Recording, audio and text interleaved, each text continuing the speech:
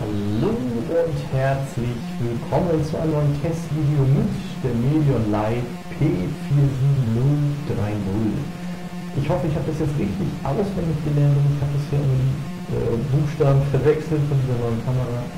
Und ja, gerade an dieser Medion-Bezeichnung mit Medion Lite und P47030, da werde ich mich wohl nie so richtig dran gewöhnen. Naja, hier auf jeden Fall jetzt das neue Testvideo. Gefilmt in meinem Badezimmer, aufgebaut in Z, bestehend aus 5-Euro-Scheinen, 2 Figürchen und einem kleinen Hot Wheels Fahrzeug diesmal. Beleuchtet das Ganze von oben links mit einer Softbox. Ja, was eine Softbox ist, werde ich ganz kurz erklären. Es handelt sich dabei um künstliches Licht, also eine Beleuchtungsquelle mit weichem weißem Licht. Ja. Und ich möchte in diesem Testvideo einfach mal gucken, wie sich diese Kamera, die ja bisher sehr, sehr schlecht abgeschnitten hat, nun bei diesem Testverhältnis quasi verhält. Ja, rangesummt habe ich nicht. Man sieht gleich, wenn man jetzt dieses Video zum Beispiel mit der GoPro vergleicht, also mit der Hero 3, was ich ja direkt vor diesem Video gedreht habe, was ich mir auch schon angeguckt habe, was ja auch schon recht gut ausgefallen ist vom Test her.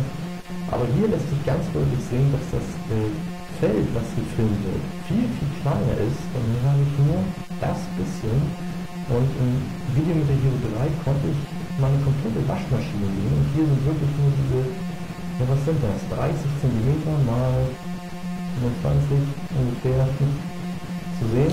Naja, hier habe ich den 5 D-Mark-Schein. So, ich bin jetzt vielleicht 15 bis 20 cm entfernt von der Kamera.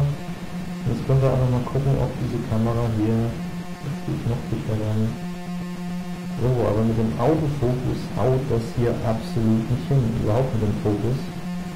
Also für Nahaufnahmen ist diese Kamera scheinbar nicht geeignet. Ich kann auch hier die Zahlen aus der Nähe ganz schlecht erkennen. Man muss da erst, so jetzt wird es lesbar, so ab 30 cm. Wir sind jetzt 25, 20, aber wenn ich noch dichter rankomme, bis auf 5, knapp 10 cm wird das nicht lesbar. Beziehungsweise der Autofokus hat hier echt Probleme, das Ganze scharf zu stellen. Wenn ich langsam rankomme, dann geht das ein bisschen, aber dann bei 5 cm ist Schluss. Naja, auf jeden Fall von den Details lässt sich in der Entfernung schon ein bisschen was erkennen. Das Bild auf dem Display der Kamera sieht sehr, sehr weiß aus. Ja, hier habe ich jetzt einen Schlumpf, genau wie ein Papaschlumpf, und ich wollte hier einfach mal die Farbtöne Rot und Blau vor allem zeigen. Anderen Kontrast dann noch zum Schwarz, das ist ein sehr schönes Filmobjekt für diesen Test, finde ich. Und ja, diese Schlumpffigur wird jetzt hier doch recht gut scharf dargestellt, auch ja, ich sag mal 20 cm Entfernung, also das geht schon noch.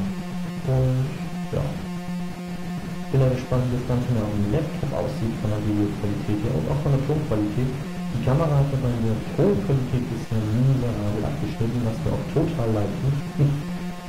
Alles, was ich erzähle, ist quasi, ja, hier haben wir eine aktuelle Überraschungseierfigur, das ist Wellen aus die Schöne, das Dies aus einem Überraschungsei. Ja, ich will immer eigentlich mal aufs Display tippen, weil ich bin das von den ganzen Canon-Kameras mittlerweile so gewohnt, dass man Objekte fokussieren kann, indem man einmal aufs Touchscreen drückt. Zum Beispiel Canon Leica HFR 406 oder auf der Kodak HFR 306, HFR 36, HFR 46 und. Und naja, das geht bei dieser Kamera nicht. Und ja, bisher muss ich sagen, so, das ist jetzt ein 69er Camaro. Gepimpt mit fetten Felgen, die gab es ja damals noch nicht in 69. Ja, richtig schön knalliges Rot. Da wollte ich aber mal gucken, ob diese Kamera unter diesem Lichtverhältnissen das Rot auch als Rot wiedergibt. Sony macht ja gerne aus dem Rot mit Rosa oder Pink, immer. Also die Kamera scheint es hier wirklich gut zu geben. Ja, das soll es auch schon zu meinem kleinen Testvideo mit dieser Softbox-Beleuchtung unter diesem Video sein. Ich bin ganz gespannt, wie das Ganze jetzt auf dem Computer aussieht und natürlich auch eure Kommentare und Fragen zu diesem Testvideo, zu dieser Kamera. Das war's von mir, der Camcorder Testkanal. Bis zum nächsten Mal. Ciao.